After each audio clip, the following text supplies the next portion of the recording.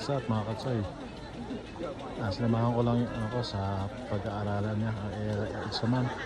Pero ano pa lang ngayon, parang bisita lang ba yung tatanungin lang sila ng mga teacher kung bakit gusto nilang pumasok dito. Isa ito sa eskwelahan na pwede pasukan na CG na public. Nakapasa kasi yung grades niya eh. Kailangan mataas kasi yung grades. Saka doon pa sa kabila bukas naman mas mataas ang passing grade doon. Dalawang eskwelahan yung kukunan niya ng exam. Mapapasyalan namin yung baga papimilian kung anong mapasa. Ayan, yung mga makakasabay niya sa pag na exam sa susunod pa na buwan. Ngayon ano muna, parang tanungin lang, parang interview lang. Ayan, malaki din yung eskwelahan na ito, yung malapit lang sa bahay. Dito lang tayo sa gate, bawal na magulang sa loob eh. Pero nag-intay pa ng oras. Ayan yung anak ko, CJ yan. Nag-intay siya. Hindi kakilala siya eh, palagay ko mga kaklase din niya yun eh. Pero ilan lang sila. Ayan yung paligid ng eskwelahan. Nag-intayan pa sila mga katsoy.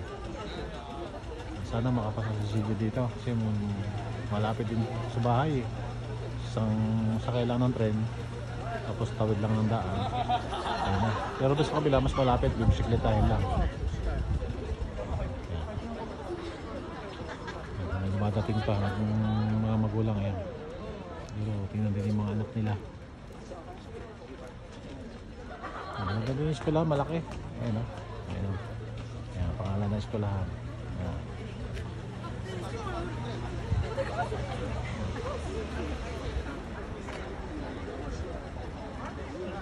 Sa linggo naman nakapasa sa CG sa yung unang binidyo ko, nakukuha ng exam. Ngayon sa second exam naman yung interview, parang speak ba yung magsasalita, interview siya kung mahusay siya mag-English. Sa test, sa exam nakapasa na eh, awa ng Diyos, nakapasa. Dalawa lang silang foreigner, puro lahat hapon. Ay anak ko yan. Sige po mga katsoy, nakita ko lang po kung saan eskwelahan to. Bukas sa isang eskwelahan naman, video rin natin kung ano mapasa, kung ano yung sana makapasa. Thank you mga katsoy, maraming salamat. Thank you po. Bye bye.